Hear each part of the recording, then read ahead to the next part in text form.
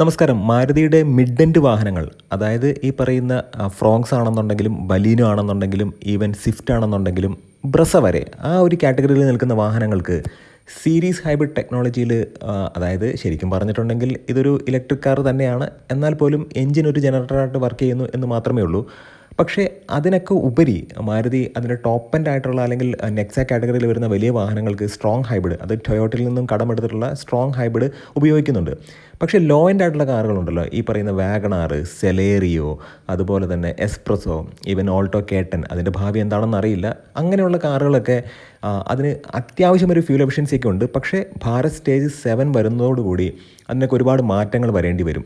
2023 auto എക്സ്പോയിൽ Maruti Suzuki അവതരിപ്പിച്ച വളരെ വിശ്വവിഖ്യാതമായിട്ടുള്ള ഏറ്റവും പ്രധാനപ്പെട്ട ഒരു കാറെന്ന് പറയുന്നത് ജിംനി ഉണ്ടായിരുന്നു. അതുമാത്രമല്ല ഫ്രോങ്സ് ഉണ്ടായിരുന്നു. അതൊക്കെ മാറ്റി നിർത്തി കഴിഞ്ഞ് കഴിഞ്ഞാൽ മാരുതി സുസുക്കിയുടെ എവർഗ്രീൻ സ്റ്റാർ എന്ന് പറയുന്ന, അല്ലെങ്കിൽ എത്ര കാലമാണെന്നുണ്ടെങ്കിലും അവരുടെ ഒരു ഹിറ്റ് ചാർട്ട് നോക്കുകയാണെന്നുണ്ടെങ്കിൽ അതിൽ നമ്പർ 1 പൊസിഷനിൽ നിൽക്കുന്ന മാരുതി സുസുക്കി വാഗണാറിൻ്റെ ഫ്ലെക്സ് ഫ്യൂവൽ വേർഷനെ കുറിച്ചിട്ടാണ്.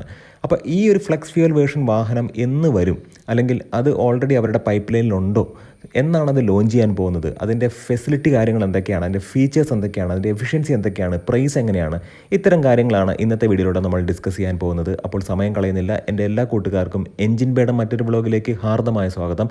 നമ്മുടെ വ്ളോഗൊക്കെ ഇഷ്ടപ്പെടുന്നുണ്ടെങ്കിൽ നമ്മുടെ ചാനലിലേക്ക് ആദ്യമായിട്ട് വരുന്ന കൂട്ടുകാർ ചാനലൊന്ന് സപ്പോർട്ട് ചെയ്യുക, സബ്സ്ക്രൈബ് ചെയ്യുക, മാക്സിമം ഒന്ന് ലൈക്ക് ചെയ്യുക, ഷെയർ ചെയ്യുക, കമൻറ്റ് ചെയ്യുക. നിങ്ങളുടെ അഭിപ്രായങ്ങളാണ് നമ്മുടെ ചാനലിൻ്റെ മുന്നോട്ടുള്ള യാത്രയിൽ ഏറ്റവും കൂടുതൽ ഉപകാരപ്രദമാകുന്നത്. അപ്പോൾ തീർച്ചയായിട്ടും നമ്മൾ മനസ്സിലാക്കേണ്ടത്, ഈ ഒരു കാർ എന്ന് പറയുന്നത് നിലവിലുള്ള വാഗണാറിൻ്റെ സെയിം ഡയമെൻഷനിൽ തന്നെ വരുന്ന കാറാണ്. അതിനകത്ത് യാതൊരുവിധ ചേഞ്ചോ കാര്യങ്ങളോ ഒന്നുമില്ല. ഫ്ലെക്സ് ഫ്യൂവൽ എന്ന് പറയുന്നത് മാരുതി ഒരു ആൾട്ടർനേറ്റീവായിട്ട് കൊണ്ടുവരുന്ന ഒരു ഫ്യൂവൽ മാത്രമാണ്. മാരുതി കൊണ്ടുവരുന്ന ഫ്യൂവൽ എന്നല്ല ഞാൻ പറഞ്ഞിട്ടുള്ളത്, ആ ഒരു ടെക്നോളജിയാണ്.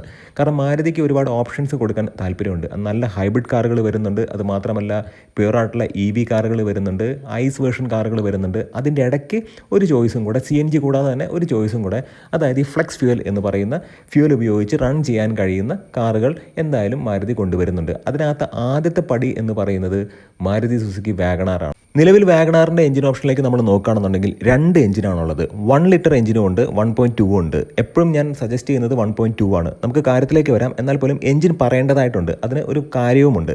ഇപ്പോൾ ഇവിടെ കേറ്റൽ N എന്ന് പറയുന്ന 1.2 നാച്ചുറലി ആസ്പിറേറ്റഡ് 4 സിലിണ്ടർ എഞ്ചിനാണ്. ഇതിൻ്റെ ഒരു പവർ ഫിഗേഴ്സ് നമ്മൾ നോക്കുകയാണെന്നുണ്ടെങ്കിൽ 1197 cc ഉള്ള ഈ ഒരു എഞ്ചിൻ പ്രദാനം ചെയ്യുന്ന പവർ എന്ന് പറയുന്നത് 88.5 bhp ആണ്.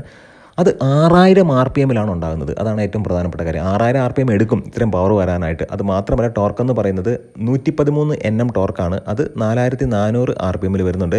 ARI സർട്ടിഫൈഡ് ആയിട്ടുള്ള ഒരു മൈലേജ് എന്ന് പറയുന്നത്, മൈലേജ് ഇവിടെ ഹൈലൈറ്റ് ആണ്, അത് നമുക്ക് പറയാം അതെന്തുകൊണ്ടാണ് പറഞ്ഞതെന്നുള്ളത്. 24.43 കിലോമീറ്ററാണ് 1 ലിറ്ററിൽ. ബൂട്ട് സ്പേസ് അത്യാവശ്യം വളരെ നല്ല ബൂട്ട് സ്പേസ് ഉള്ള ഒരു വാഹനമാണ്. 341 ലിറ്റർ ബൂട്ട് സ്പേസ് ഈ ഒരു വാഹനത്തിനുണ്ട്. 32 ലിറ്ററാണ് ഇതിൻ്റെ ഒരു ഫ്യൂൽ ടാങ്ക് കപ്പാസിറ്റി എന്ന് പറയുന്നത്. എന്നാൽ നമ്മൾ മനസ്സിലാക്കേണ്ടത് 1 ലിറ്റർ എഞ്ചിനിലേക്ക് നോക്കുകയാണെന്നുണ്ടെങ്കിൽ അവിടെ 66 bhp പവർ മാത്രമേ ഉള്ളൂ. അത് 5500 RPM വരുന്നത്. 89 Nm ടോർക്കാണ്. അത് 3500 RPM.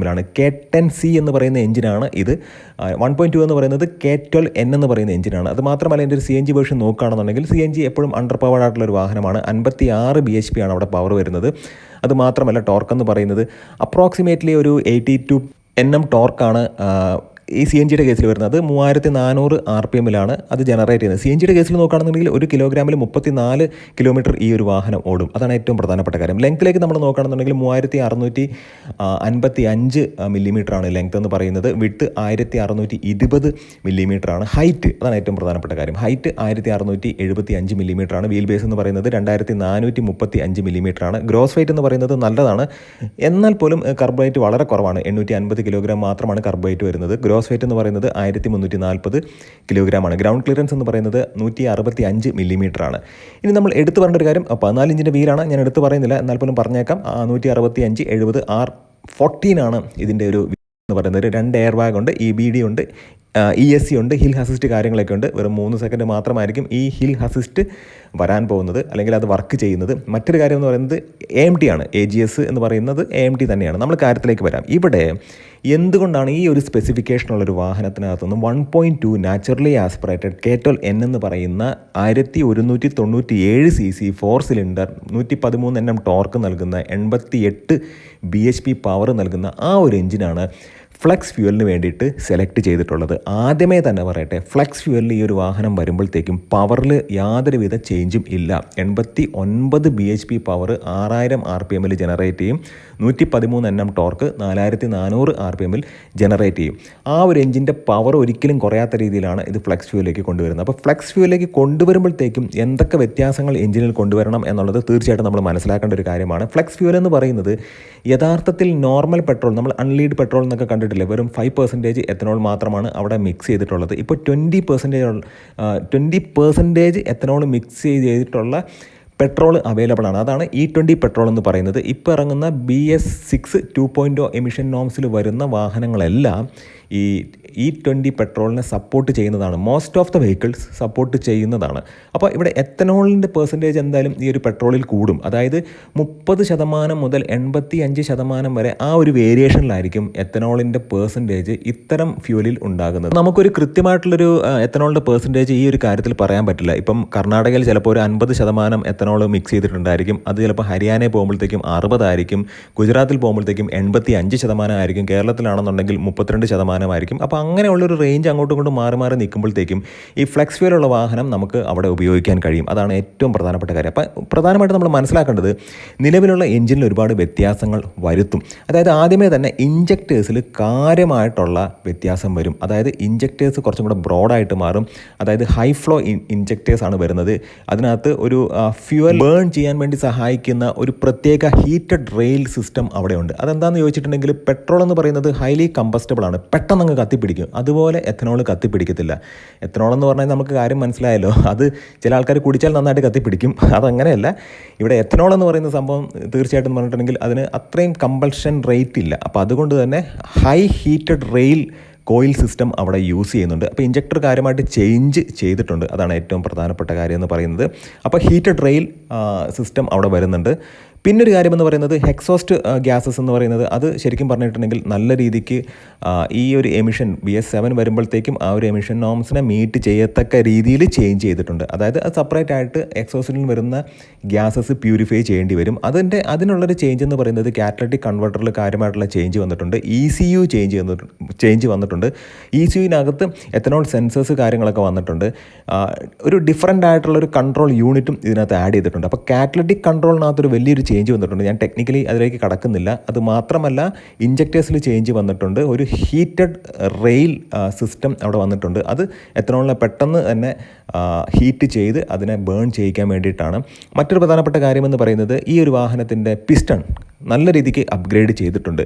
പ്രൈസിലേക്ക് നമ്മൾ വരികയാണെന്നുണ്ടെങ്കിൽ ഈ ഒരു വാഹനത്തിൻ്റെ പ്രൈസ് എന്ന് പറയുന്നത് നിലവിലുള്ള ഐസ് വേർഷൻ വാഹനം, അതായത് 1.2 നാച്ചുറലി ആസ്പിറേറ്റഡ് K12N എന്ന് പറയുന്ന എഞ്ചിന് ഉള്ള ആ ഒരു മോഡലുമായിട്ട് കമ്പയർ ചെയ്യുമ്പോഴത്തേക്കും 10 മുതൽ 15% വരെ വില കൂടും എന്നാണ് ഇപ്പോൾ മനസ്സിലാക്കാൻ കഴിഞ്ഞിട്ടുള്ളത്. ഈ ഒരു വാഹനം ശരിക്കും പറഞ്ഞിട്ടുണ്ടെങ്കിൽ ഇതിൻ്റെ ഒരു പ്രൈസ് സ്റ്റാർട്ട് ചെയ്യാൻ പോകുന്നത് ഏകദേശം ഒരു 8.5 ലക്ഷം രൂപയ്ക്കൊക്കെ ആയിരിക്കും. അത് വേർത്താണോ നമ്മൾ നോക്കുക. നിലവിലുള്ള BS6 2.0 എമിഷൻ നോംസിൽ 80% അപ്രോക്സിമേറ്റ്ലി എമിഷൻ നോംസിന് അല്ലെങ്കിൽ എമിഷൻ നോംസ് കുറച്ചിട്ടുണ്ട് എന്നാണ് കമ്പനി അവകാശപ്പെടുന്നത്. അതുമാത്രമല്ല ഈ ഒരു വാഹനത്തിലും എമിഷൻ നോംസ് കാര്യമായിട്ട് കുറഞ്ഞ് തന്നെയായിരിക്കും വരുന്നത്. ഈ ഒരു വാഹനത്തിൻ്റെ എടുത്തു പറഞ്ഞൊരു കാര്യം എന്ന് പറയുന്നത് സസ്പെൻഷൻ വളരെ മികച്ച സസ്പെൻഷൻ തന്നെയാണ്. മക്സ്പെഷൻ സ്റ്റഡ് വിത്ത് കോയിൽ സ്പ്രിംഗ് ആണ് ഫ്രണ്ടിൽ കൊടുത്തിട്ടുള്ളത്. ടോർഷൻ ബീം വിത്ത് കോയിൽ സ്പ്രിംഗ് ആണ് ബാക്കിൽ കൊടുത്തിട്ടുള്ളത്. 14 ഇഞ്ചിൻ്റെ വീലാണെന്ന് ഞാൻ ഓൾറെഡി പറഞ്ഞിട്ടുണ്ടായിരുന്നു. ടേണിംഗ് റേഡിയസ് 4.7 മീറ്റർ മാത്രമാണ്. അതാണ് ഈ ഒരു വാഹനത്തിൻ്റെ, ഈ വാഗണാർ ഉപയോഗിക്കുന്ന ആളുകൾക്ക് പ്രാക്ടിക്കാലിറ്റി വളരെ അവരത് എൻജോയ് ചെയ്യുകയാണ്. അത്രയും നമുക്ക് പ്രാക്ടിക്കലി ഒരുപാട് ഉപകാരപ്രദമായിട്ടുള്ളൊരു വാഹനമാണ് വാഗണാർ. ഒറ്റ കാര്യം മാത്രമേ ഉള്ളൂ, മൊട്ടത്തോടിൻ്റെ കനം മാത്രമാണ് ഈ ഒരു വാഹനത്തിനുള്ളത്. എൻ്റെ ഒരു ഫ്രണ്ട് ബമ്പർ ഞാനൊരു പിക്ചർ ഇവിടെ വെച്ചേക്കാം.